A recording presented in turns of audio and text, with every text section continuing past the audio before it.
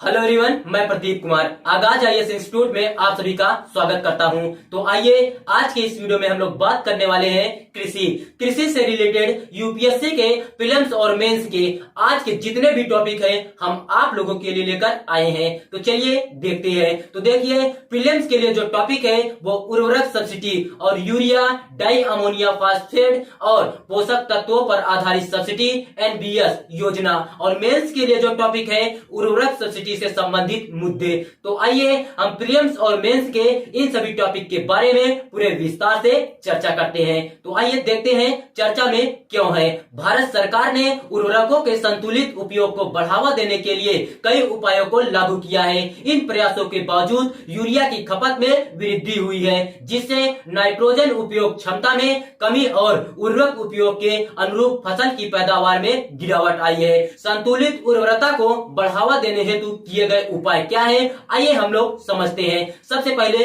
पहल जानते हैं। वर्ष 2015 में भारत सरकार ने सभी यूरिया की नीम कोटिंग को अनिवार्य कर दिया। सरकार ने वर्ष 2018 में मांग में कटौती के लिए 50 किग्रा के स्थान पर 45 किग्रा के यूरिया बैग प्रस्तावित किए। भारतीय किसान उर्वरक सरकारी लिमिटेड इफ्को ने वर्ष 2021 में लिक्विड नैनो यूरिया लॉन्च किया। हाल ही में गुजरात के कलोल में पहला लिक्विड नैनो यूरिया LNU संयंत्र का उद्घाटन किया गया।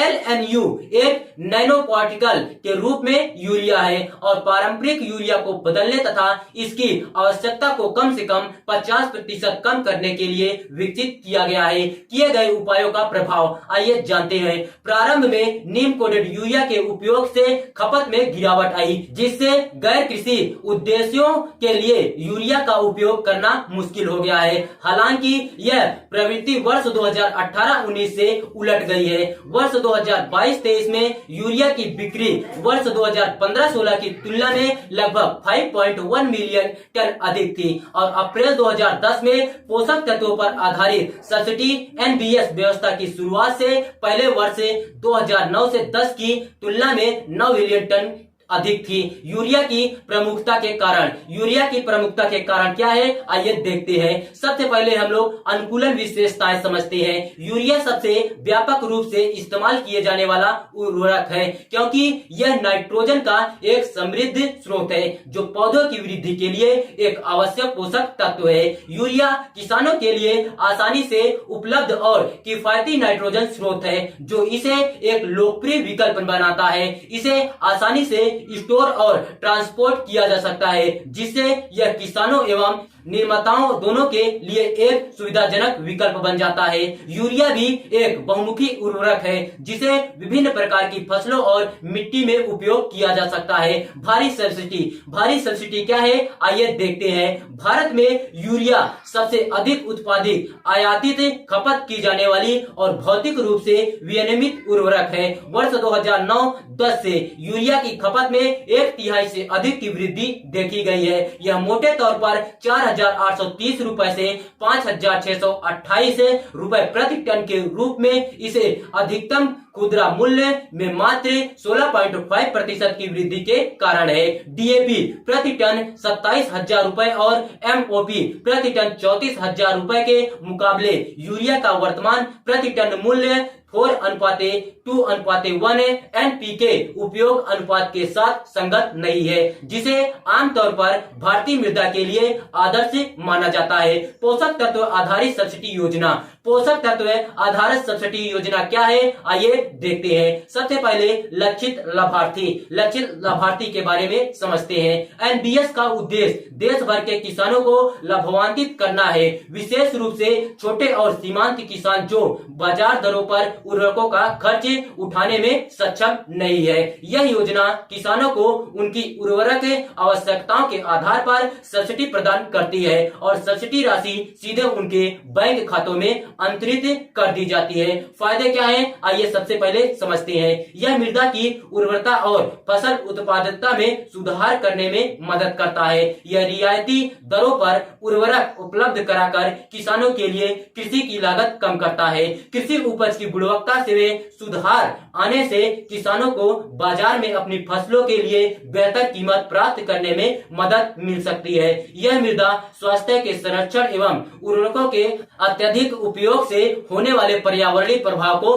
कम करने में मदद करता है। एनबीएस की विफलता क्या है? आइए हम लोग समझते हैं। यूरिया को इस योजना से बाहर रखा गया है और इसलिए यह मूल्य नियंत्रण के अधीन रहती है। तकनीकी रूप से देखें तो यह उर्वरकों पर कोई मूल्य नियंत्रण नहीं है। जिन अन्य उर्वरकों पर से नियंत्रण हटा दिया गया उनकी कीमतें बढ़ गई है, जिससे किसान पहले की तुलना में अधिक यूरिया का उपयोग करने लगे हैं। इससे उर्वरक असंतुलन और बिगड़ गया है। डीएपी के मूल्य को नियंत्रित करने का कार्य फिर से शुरू किया गया है। कंपनियों को प्रति टन 27,000 रुपए से अधिक चार्ज करने की अनुमति नहीं है। इससे वर्ष 2022-23 में यूरिया और डीएपी दोनों की बिक्री में बढ़ोतरी हुई है। असंतुलित उर्वरता के प्रभाव। असंतुलित उर्वरता के प्रभाव क्या है? आइए समझते हैं।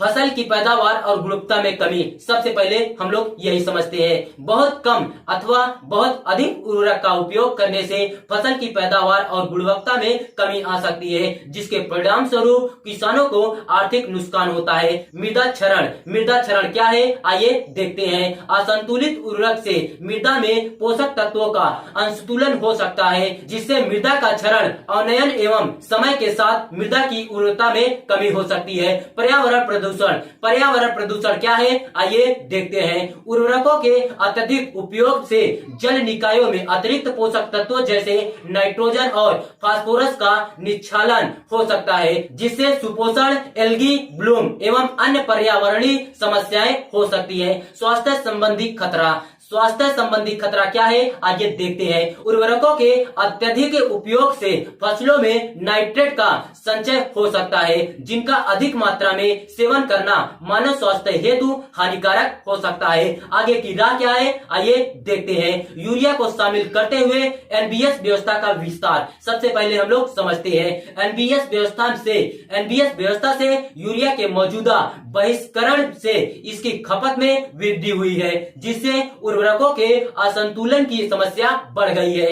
एनबीएस व्यवस्था में यूरिया को शामिल करने से इसके संतुलित उपयोग को बढ़ावा मिलेगा और इसकी खपत कम होगी, जिससे किसानों हेतु खेती की लागत कम होगी, साथ ही फसल उत्पादकता में सुधार होगा। वैकल्पिक उर्वरकों के उपयोग को प्रोत्साहित करना। वैकल्पिक उर्वरकों के उपयोग को प्रोत्साहित करना। आइए समझते हैं। जैविक और जैव उर्वरक जैसे वैकल्पिक उर्वरकों का उपयोग परिष्कृत उर्वरकों, जो असंतुलित उर्वरक हो सकता है, पर निर्भरता को कम करने में मदद कर सकता है। सब्सिडी जागरूकता अभियान और क्षमता निर्माण के माध्यम से वैकल्पिक उर्वरकों के उपयोग को बढ़ावा देने से मृदा के स्वास्थ्य में सुधार एवं पर्यावरण प्रदूषण को कम करने में मदद मिल सकता है। मृदा परीक्षण और संतुलित उर्वरता को बढ़ावा देना। मृदा परीक्षण फसलों की पोषक तत्वों की आवश्यकताओं को निर्धारित करने में मदद कर सकता है, जिससे किसानों को संतुलित तरीके से